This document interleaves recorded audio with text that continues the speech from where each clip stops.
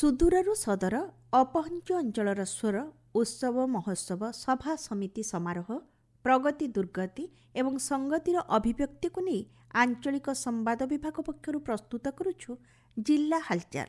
ଆଜି ଜିଲ୍ଲା ହାଲଚାଲରେ ଶୁଣନ୍ତୁ ସମ୍ବଲପୁର ଜିଲ୍ଲା ସମ୍ପର୍କରେ। ତଥ୍ୟ ଦେଇଛନ୍ତି ଆମ ସମ୍ବଲପୁର ସମ୍ବାଦଦାତା ଗୁଣମଣି ବିଶ୍ୱାଳ ଓ ଉପସ୍ଥାପନାରେ ମୁଁ ସରିତା ସାହୁ। ସମ୍ବଲପୁର ମାଟିରେ ଇଣ୍ଟରନ୍ୟାସନାଲ ହୀରାକୁଦ ହାଫ୍ ମାରାଥନ୍ ଅନୁଷ୍ଠିତ ହୋଇଯାଇଛି। ଆନ୍ତର୍ଜାତିକ ସ୍ତରର କ୍ରୀଡ଼ାବିତ୍ମାନେ ସମ୍ବଲପୁର ମାଟିରେ ଦୌଡ଼ିଛନ୍ତି। ସାରା ଦେଶରୁ 10,000 ଊର୍ଦ୍ଧ୍ୱ କ୍ରୀଡ଼ାବିତ୍ ସମ୍ବଲପୁର ମାଟିରେ ପାଦ ଦେଇ ଏହାକୁ ସଫଳ କରିଛନ୍ତି।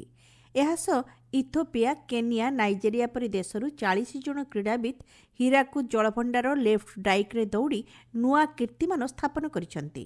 କାର୍ଯ୍ୟକ୍ରମରେ ମୁଖ୍ୟ ଅତିଥି ଭାବେ ଯୋଗଦେଇ କେନ୍ଦ୍ରମନ୍ତ୍ରୀ ଧର୍ମେନ୍ଦ୍ର ପ୍ରଧାନ କହିଛନ୍ତି, ହୀରାକୁଦ ବନ୍ଧ वास्तविक आंतर्जातिक गोटे इंटरनेशनल स्तर ये गोटे पर्यटन स्थली जलसेचन प्रकल्प ये आमर देशर परिचय। आज से हीराकुद बंध तले MCL तरफ जिला प्रशासन तरफ भारत सरकार राज्य सरकार उभय मिसिकी हीराकुद इंटरनेशनल हाफ माराथन आयोजन सफलता सह पूरा होती। पाखापाखि 10,000 रु अधिका दौड़ाली जोगदेले। 21 किलोमीटर 10 किलोमीटर 5 किलोमीटर आउ 1.5 किलोमीटर 4टी वर्गरे प्रोत्साह सह विगत 5 घंटा धरिकी दौड़ाली माने एठी पार्टिसिपेट करले।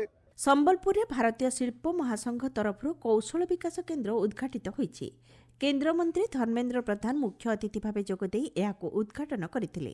ଏହା ଦେଶର ପ୍ରଥମ କୌଶଳ ବିକାଶ କେନ୍ଦ୍ର ଭାବେ ପରିଗଣିତ ହେବ ବୋଲି କେନ୍ଦ୍ରମନ୍ତ୍ରୀ ଶ୍ରୀ ପ୍ରଧାନ କହିଛନ୍ତି। ଭାରତୀୟ ଶିଳ୍ପ ମହାସଂଘ ଯୁବବର୍ଗଙ୍କୁ ତାଲିମ ଦେବା ସହ ଶିଳ୍ପ ଜନିତ 5 ଜଣ ପିଲାଙ୍କୁ ଡେନମାର୍କ ଯିବା ପାଇଁ ଚୟନ କରିଛି। କାର୍ଯ୍ୟକ୍ରମରେ 40ରୁ ଅଧିକ ପିଲାଙ୍କୁ ନିଯୁକ୍ତିପତ୍ର ଦିଆଯାଇଥିଲା। ଆଗାମୀ ଦିନରେ ସମ୍ବଲପୁରକୁ ଶିଳ୍ପ ପର୍ଯ୍ୟଟନ ଓ ଉତ୍ପାଦନ ଜନିତ ହବ୍ କରାଯିବ ବୋଲି କେନ୍ଦ୍ରମନ୍ତ୍ରୀ ଶ୍ରୀ ପ୍ରଧାନ କହିଛନ୍ତି।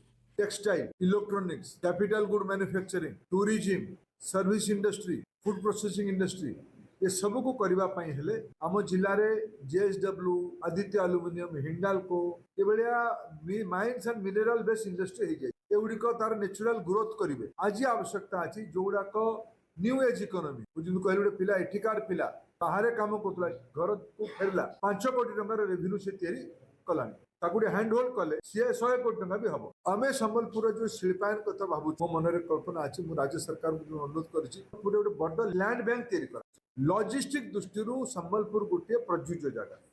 संबलपुर को आगामी 25-30 वर्ष डेवलप करबा हेले विगत 25 वर्ष संबलपुर रे बड़ बड़ उद्योग लागिला।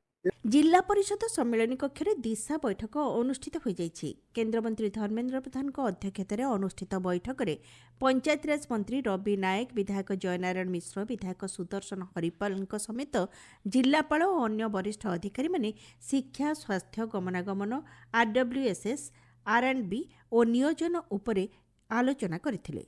ସମ୍ବଲପୁରରେ ଶ୍ରୀ ଜଗନ୍ନାଥ ଦର୍ଶନ ଯୋଜନାର ଶୁଭାରମ୍ଭ ହୋଇଛି।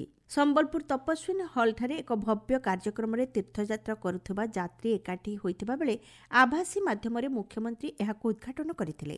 କାର୍ଯ୍ୟକ୍ରମରେ ରାଜସ୍ୱ ମନ୍ତ୍ରୀ ସୁରେଶ ପୂଜାରୀ ମୁଖ୍ୟ ଅତିଥି ଭାବେ ଯୋଗ ଦେଇଥିବା ବେଳେ ସମ୍ମାନିତ ଅତିଥି ଭାବେ ବିଧାୟକ ଜୟନାରାୟଣ ମିଶ୍ର ଯୋଗ ଦେଇଥିଲେ। ପ୍ରଥମ ଦିନରେ ସମ୍ବଲପୁର ଜିଲ୍ଲାରୁ 2ଟି ବସ୍ରେ 80 ଜଣ ତୀର୍ଥଯାତ୍ରୀ ଯାତ୍ରା କରିଥିଲେ। ସମ୍ବଲପୁର ଜିଲ୍ଲାରେ ଆସନ୍ତା ଏପ୍ରିଲ 16 ତାରିଖରୁ ଜନଗଣନା ଆରମ୍ଭ ହେବ। 2ଟି ପର୍ଯ୍ୟାୟରେ ଏହି ଜନଗଣନା ହେବାକୁ ଥିବା ବେଳେ ଏନେଇ ସମ୍ବଲପୁର ଜିଲ୍ଲାରେ ପ୍ରଶିକ୍ଷଣ ଆରମ୍ଭ ହୋଇଛି। ସମ୍ବଲପୁର ଜିଲ୍ଲାକୁ ବିଧାନସଭାର ଷ୍ଟାଣ୍ଡିଂ କମିଟି ଗସ୍ତ କରିଛନ୍ତି। ସମ୍ବଲପୁର ଜିଲ୍ଲାକୁ 5 ଦିନିଆ ଗସ୍ତରେ ଆସି ବିଭିନ୍ନ ପ୍ଲାଣ୍ଟ ବୁଲିବା ସହ ଦେବ୍ରିଗଡ଼ ଅଭୟାରଣ୍ୟ ପରିଦର୍ଶନ କରିଛନ୍ତି। ଧର୍ମଗଡ଼ ବିଧାୟକ ସୁଧୀର ପାଟଜୋଶୀଙ୍କ ଅଧ୍ୟକ୍ଷତାରେ ଏହି ଟିମ୍ ପରିଦର୍ଶନ କରିଥିଲେ।